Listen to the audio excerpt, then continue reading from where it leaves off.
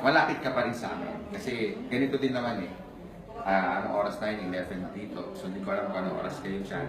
Pero it's a good thing na ginagawa nyo na yung bagay na para mabago yung buhay nyo. You are now creating momentum para sa future nyo. And who knows, a year or 2 years from now, yung mga skills na tinuturo sa inyo ngayon, yan din yung exact skills para ma-earn mo yung first 100, first 200, first half a million, first million. Tuloy-tuloy lang kasi once na na-master mo na to, madali na mag-business. Ang maganda lang dito, habang ginagawa mo sa araw-araw, nagiging madali. I've been to the business for almost 23 years na magto-24 na ako. And dati po akong engineer by profession, para lang malaman nyo. And I started part-time. 8 months later, I went full-time. Kasi nakita ko na yung trend, nakita ko na yung future, nakita ko na yung mangyayari. Kasi dadami talaga eh. Malamang sa una mo, malamang pag kinausap yung friends mo, kamag-anak mo, kapitbahay, kaopisina, no, no, no, eventually may yes. Maya-maya, no, no, and then yes. Maya-maya, no, and then yes. Maya-maya lahat, yes, yes, yes na. So, as you go along, wag lang kayo mag-quit. Kasi eventually, matututunan nyo rin to. Sa dami nyo pinakausap, mamamaster nyo rin to. Walang pinagkaiba sa pagbibisikleta. Sa una, tutumba ka, tapos maya-maya, tatayo ka, tapos mamaya marunong ka na. Maya-maya, kaya mo na mag-text, mo ka nag-type. Mamaya, hindi ka na tumitingin. So, in short, hanggang sa pumasok na ma-internalize na yung negosyo, hindi na mahirap. Tutulad nyo yung mga nagtuturo ngayon, naging first timer din yan. Ako naging first timer din. May nag-guide lang kaya ako yumaman. So sila kaya kumikita ng malaki kasi may nag-guide lang din. So sundin nyo lang yung sistema na yon. I won't be surprised, a year or two, baka umuwi na kayo for good, kumikita na kayo 200, 300,000 pesos per month.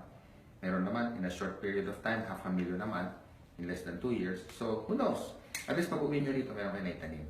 May kasabihan, kung may tinanim, merong aanihin. So kung ano man yung mga tinuturo nila ngayon, sundin nyo lang. Because this is now more on education.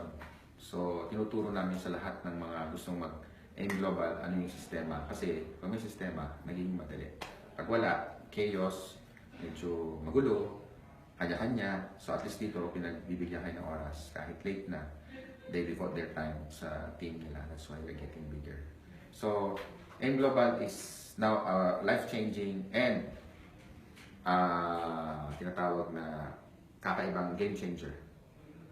Kasi sa lahat ng negosyo na kasabay namin over the last 10 years, yung iba sarado na, iba hindi na lumaki. It's because ang trend ngayon, social media, online na. Kasi kung hindi ka mag-online, umuo pa kay SM, si SM yayaman, ikaw hindi ka maka-co-op sa rentals. So this is a great game changer compared sa traditional business at saka employment. Pag employed ka kasi, fix eh. Kahit anong hataw mo, fix. Kahit baga at hapon ka nagtatrabaho, fix.